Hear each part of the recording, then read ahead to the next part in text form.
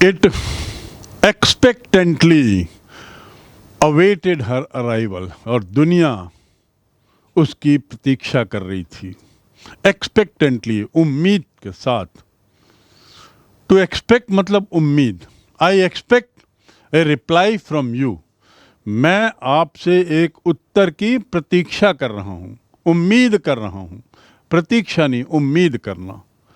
I expect a good answer from you. मैं तुमसे एक अच्छे उत्तर की उम्मीद कर रहा हूं. I expect you will complete your work by evening.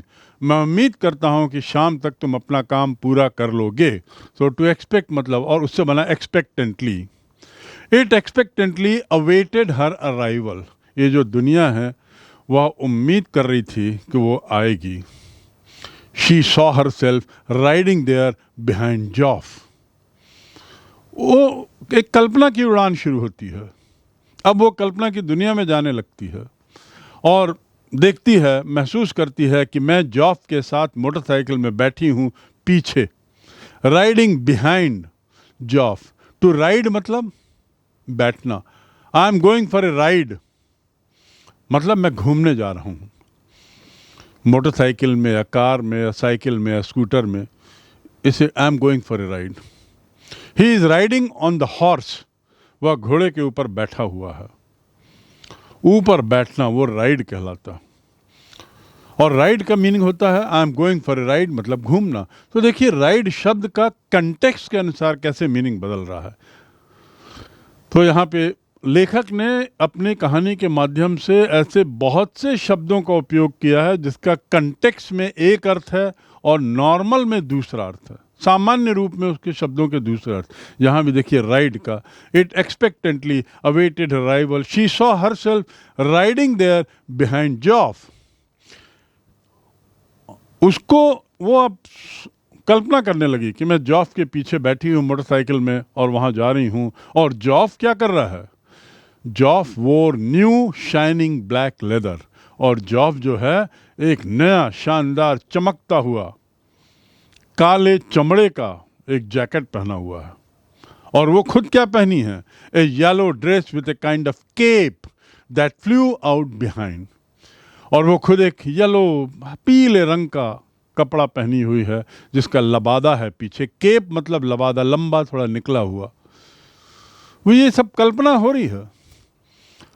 That Joff is riding a mobike. I am sitting behind him. We are going places. We are going places. हम अलग अलग जगह हम घूमने जा रहे हैं और इसीलिए कहानी का शीर्षक क्या है? Going places. देखिए कैसे अब वो गोइंग प्लेसेस वाली बात शुरू होती है. अलग अलग जगह जाना, दैट इज गोइंग प्लेसेस. और वो खुद स्वयं एक सुंदर सा पीले रंग का कपड़ा पहनी हुई है जिसका एक लबादा है लंबा सा पीछे निकला हुआ. और मोटरसाइकिल में लड़का एक हीरो जैसा बैठा हुआ है, काले जैकेट जो चमक रहा है ऐसा जैकेट पहना हुआ. कितना सुंदर वर्णन है. उम्मीद है कि आप भी मेरे साथ इस दृश्य की यात्रा में साथ हैं. You are also. आपको भी एक कल्पना करना है. ये सब कल्पना की उड़ान है.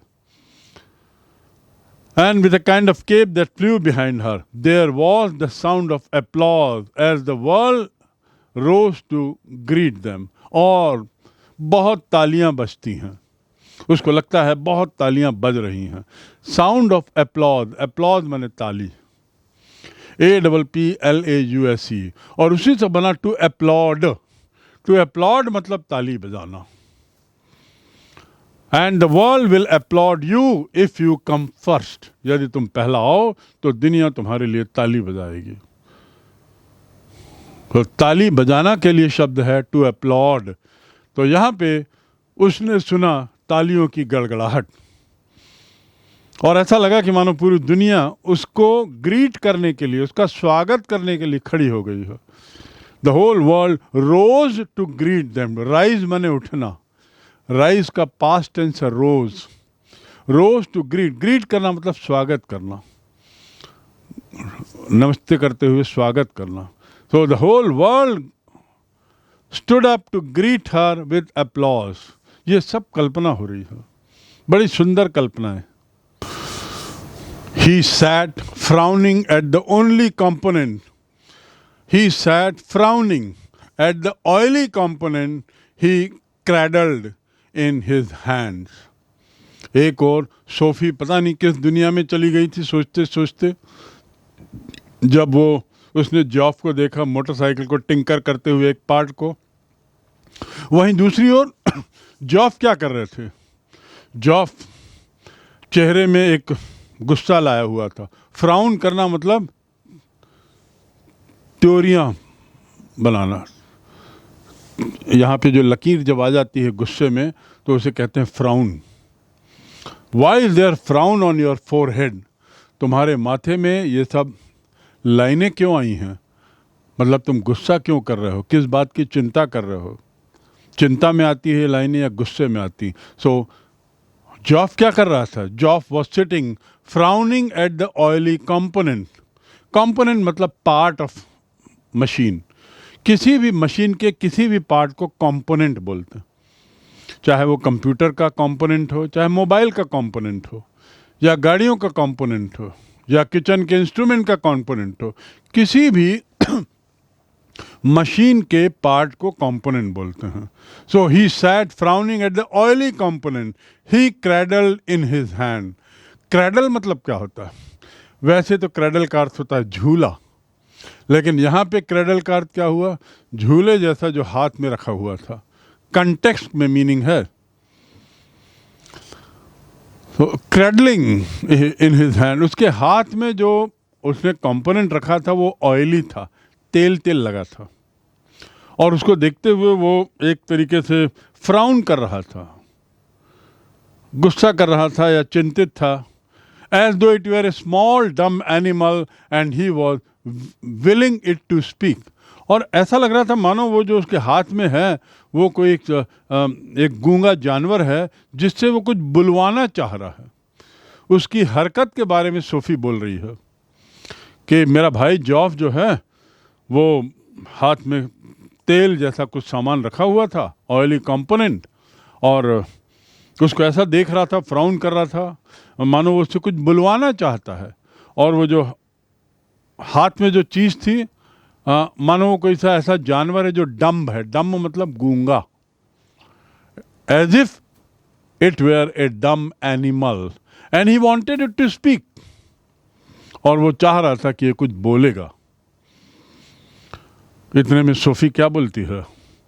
जब जॉफ ऐसा कर रहा था, अपने काम में व्यस्त था, सोफी ने कहा, आई मेट डैनी कैसी। आई मेट डैनी कैसी। ये डैनी कैसी कौन है? और जैसे डैनी कैसी उसने कहा, सो ही लुक्ड अराउंड एब्रप्टली, एकदम अचानक। एब्रप्टली मतलब अचानक। एकदम वो डैनी कैसी नाम सुनते वो चौंक गया और उसने पूछा, कहाँ? सोफी बोलती है, in the arcade. Funnily enough, एक तरह की जगह, एक बाजार होती है, वहां मैंने देखा और बड़ा अजीब लगा मुझे। फनीली इनफ, फन मतलब मजाक और फनी मतलब विचित्र। फन माने मजाक और फनी मतलब विचित्र। That girl is looking very funny. वो लड़की बड़ी अजीब लग रही है। His behaviour is very funny. उसका व्यवहार बड़ा विचित्र है। उसी से बना फनीली इनफ। बड़ा अजीब लगा मुझे, funnily enough, that he was seen in the arcade.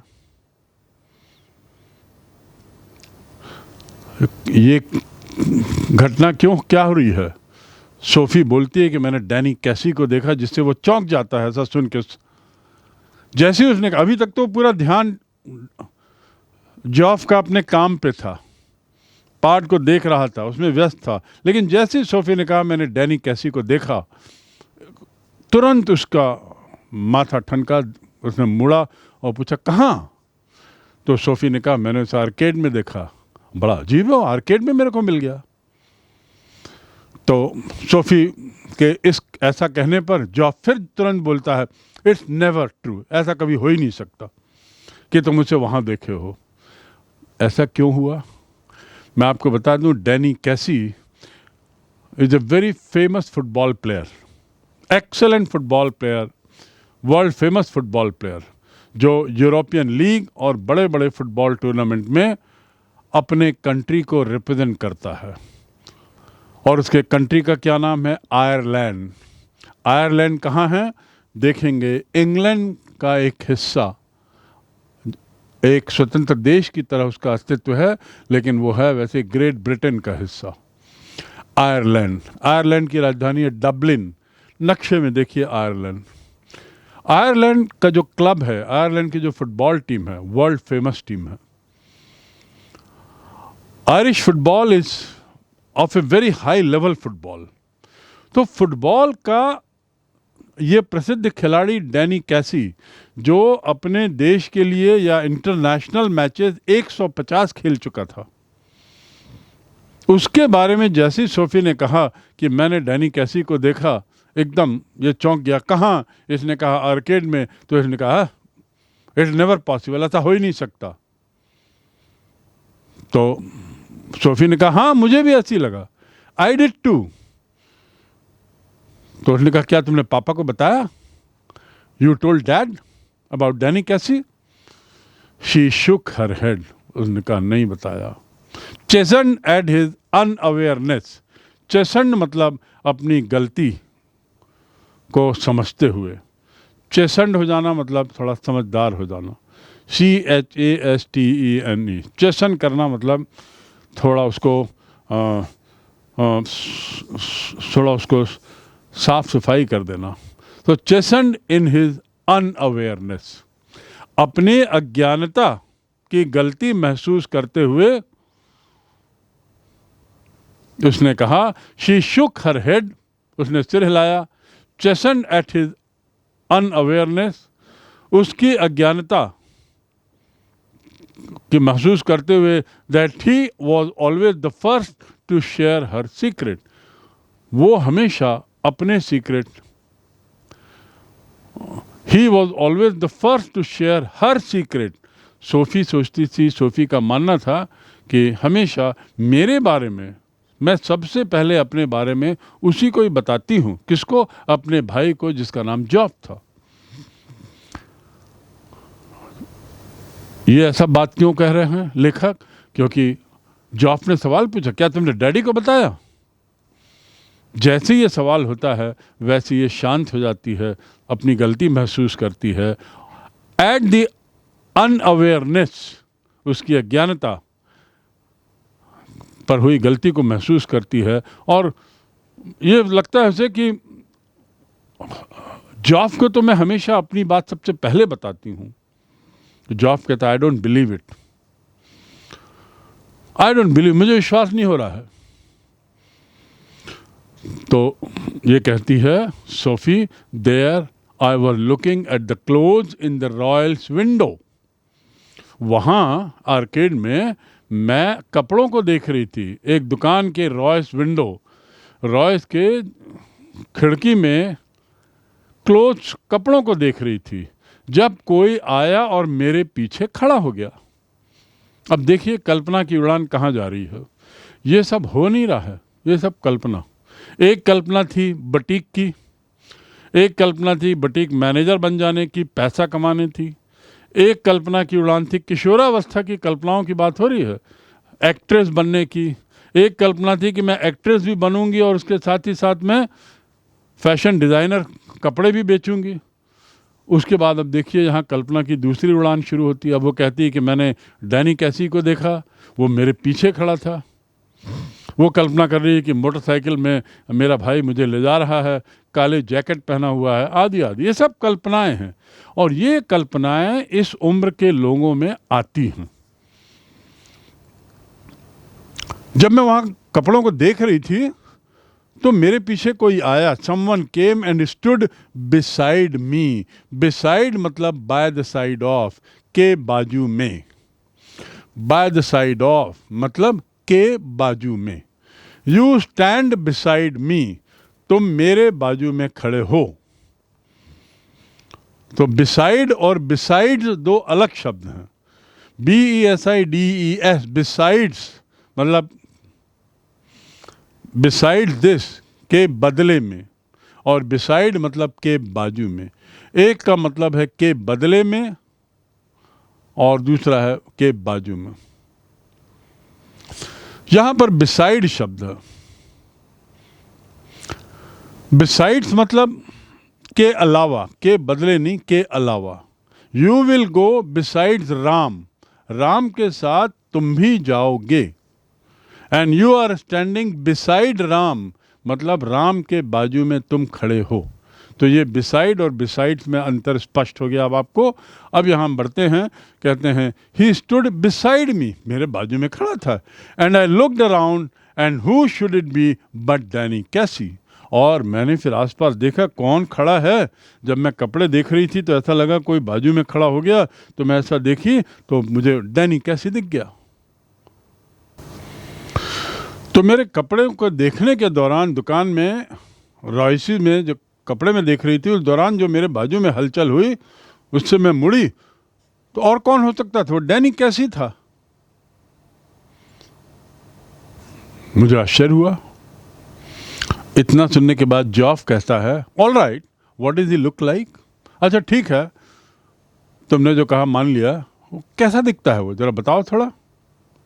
Oh come on, you know what he looks like. तुम्हें मालूम है जॉफ, तुम्हें मालूम है वो कैसा दिखता है। Sophie says close to, I mean, अच्छा किसके जैसा दिखता है थोड़ा बताओ तो। वो जानना चाह रहा था कि सोफी ने वास्तव में देखा है या गप मार रही है, तो इसलिए उसने पूछा close to, I mean. Close to का मतलब बंद करना नहीं, क्लोज मतलब बंद, क्लोज टू मतलब उसके जैसा दिखने वाला कोई निकटतम व्यक्ति कौन था। You are standing close to me, तुम मेरे बहुत निकट खड़े हो। He standing close to his father, निकट खड़ा हुआ है। तो निकटता, तो उससे निकट किसी का चेहरा मालूम हो तो बताओ। Close, close to I mean. Sophie कहती well he has green eyes, उसकी हरी आंखें हैं। जेंटल आईज, बड़ा सौम्य दिखता है, आंखें बड़ी सौम्य हैं, बहुत तेज चमक वाली नहीं है। And he is not tall as you think, और वो उतना ऊंचा नहीं जैसा तुम सोचते हो। ऐसा कहते हुए सोफी अब कुछ कहानी बनाए जा रही है। वो बोलती है जब उसने जॉफ ने उसको खोदने की कोशिश की तो सोफी अब क्या बोले, तो उसने कुछ कहानी बनानी शुरू की। उसकी हरी हरी आंखें हैं और बड़ी प्यारी आंखें हैं, बड़ा अच्छा दिखता है, सौम्य है, वो तुम्हारे जितना ऊंचा भी नहीं है, ऐसा बोलते चली गई। She wondered if she should say about his teeth, उसे समझ में नहीं आया कि वो उसके दांतों के बारे में बोले कि ना बोले, लेकिन अंत में फिर नहीं बोला। बट डिसाइडेड अगेंस्ट इट, दांतों के बारे में नहीं बोला। She wondered if she should speak about his tooth but stayed away from speaking about it, decided against it. जब ये बातचीत चल रही थी उस दौरान दूसरे कमरे में जो पिताजी थे वो बाथरूम चले गए थे और नहा के निकल रहे थे। Their father had washed. When he came in and his arms were shiny and pink. अब पिताजी, अब तक इतनी देर में पिताजी नहा चुके थे और कमरे में आए और उनका शरीर चमक रहा था, शाइनी चमक रहा था और गुलाबी। And he smelled of soap, और शरीर से सोप की खुशबू आ रही थी। नहा के आए थे, सोप लगाए थे, साबुन से नहाए थे, स्वाभाविक है खुशबू तो आएगी है। तो ये देखिए दृश्य का कितना सुंदर वर्णन हो रहा। आने के बाद he switched on the television, वो टीवी ऑन कर देते हैं। Tossed one of the little Derek's toys from his chair on to the sofa, और and sat down with a grunt. Grunt मतलब एक गुर्राने वाली आवाज, ऐसी वाली जो आवाज़ है उसे ग्रंटिंग कहते हैं। तो ग्रंट करते हुए वो बैठ गए, लेकिन बैठने के पहले उन्होंने ज़मीन में कुछ डेरेक का एक खिलौना था उसको उठा के सोफा में फेंक दिया। Switched on the television, tossed one of his little Derek toys toss करना मतलब उठा देना। एक तो होता है क्रिकेट में आपने देखा टॉस करना, टॉस करने का मतलब क्या होता है? उछालना, उससे बना है टॉस, तो उछालना। तो उन्होंने उस खिलौने को उछाल दिया, कहाँ पर? Tossed one of little Derek things from his chair into this sofa. जिस कुर्सी में वो बैठ रहे थे वहाँ पे वो सामान रखा हुआ था, बैठने के लिए उन्होंने उसके डेरेक के सामान को उठा के सोफे में फेंक दिया, टॉस कर दिया। And sat down with A grunt, और थोड़ा गुर्राते हुए बैठ गया। आवाज़, गुर्राना मतलब गले से आवाज़ निकलती हुई, खखारना जिसको हम कहते हैं ना कई बार, वो भी ग्रंटिंग है। अब जब वो बैठे तो जॉफ शुरू हो जाता। जॉफ कहता है, सोफी मेट डैनी कैसे? Sophie wriggle where she was sitting at the table. Wriggle करना मतलब थोड़ा सा एडजस्ट होना, थोड़ा सा जगह बनाना। Sophie wriggle where she was sitting at the table, table के जिस कोने में बैठी थी वहाँ पर वो थोड़ा सा हिलने डुलने लगी, थोड़ा सा अपनी पोजीशन बनाने लगी। कब? जब जॉफ जोर से बोलता है, सोफी मेट डैनी कैसी? जैसे उनके पिता ने सुना, her father turn his head on his thick neck to look at her. His expression was one of disdain. Disdain मतलब नाराजगी, गुस्सा। Her father turn his head on his thick neck. उसके पिताजी, जैसे जॉफ ने कहा कि वो डैनी कैसी से मिले पापा, मालूम है, पिताजी का गला, पिताजी ने अपना गर्दन मोड़ा, ऐसी गर्दन जो भारी थी, थिक नेक, गला भरा हुआ था, और गाल भी तो गोल मटोल थे। He was roly poly kind of thing. So to look at her, उसको देखते हुए उन्होंने गला मोड़ा और फिर कहा हिज एक्सप्रेशन वो, और फिर उनका जो भाव भंगिमा थी वो एक तरीके से डिसडेन की थी। Father turn his head and his head was rather thick neck, was on resting on the thick neck. His expression was one of disdain, गुस्से में नफरत, घृणा, ये सब भावना आती है डिसडेन, हताशा, निराशा, ये सारी भावना आती है डिसडेन शब्द में, disdain. So he looked at her, his expression was one of disdain. उनके चेहरे की जो भाव भंगिमा थी थोड़ी सी उसमें नफरत दिख रही थी। कब? जब इसने कहा कि जॉफ ने कहा कि इसने मैरी कैसी को देखा है। जब थोड़ी नफरत में देखने लगे तो जॉफ फिर से बोलता है, इट इज ट्रू, जॉफ ने कहा।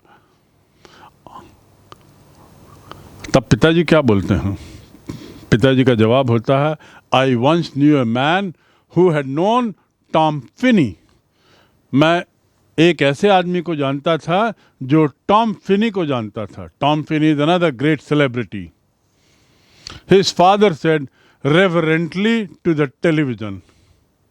टेलीविजन को देखते हुए इज्जत पूर्वक, रेवरेंटली मतलब, टू रेवर मतलब इज्जत करना, पूजा करना किसी की। और पूजा का अर्थ ऐसी वाली पूजा नहीं, पूजा का अर्थ इज्जत करना। I revere Mahatma Gandhi. I have great reverence for Subhash Chandra Bose. I have great reverence for Rani Lakshmibai. बहुत इज्जत करना, अत्यधिक इज्जत करना, उसे कहते हैं रेवरेंस। टू रेवर मतलब बहुत ज़्यादा किसी के लिए इज्जत करना, पूरे दिल से, तहे दिल से इज्जत करने को कहते हैं रेवरेंस। तो पिताजी तुरंत कहते हैं, I once had a man, knew a man who had known Tom Finney. Tom Finney नाम के व्यक्ति को जो एक जानता था, उसे मैं जानता था। टॉम फिनी को नहीं जानते थे, लेकिन टॉम फिनी को जानने वाले को ये जानते थे। और ऐसा कहते हुए टेलीविज़न की ओर बड़ी इज्जत से उन्होंने कहा, but what was a, but that was long time ago. लेकिन ये बहुत पुरानी बात है। जो आपने कहा, yes yes yes you told us, आपने बताया था हमें। कैसी might be that good someday, हो सकता है कैसी भी उतनी अच्छी हो। Better than that even, he is the best. कैसी हो सकता है, टॉम फिनी से भी बेहतर हो। Tom Finney was also a great celebrity, football player. हाँ हाँ, आपने बताया था, जॉफ ने कहा। फिर आगे होता है कैसे might be that good someday, कैसे भी एक दिन उतना अच्छा हो जाएगा जैसा टॉम फिनी था, better than that even he is the best, उससे भी बेहतर हो जाएगा, वो तो सबसे अच्छा है। ये सब बयानबाजी चल रही है कैसे के बारे में, सोफी की और जॉफ की।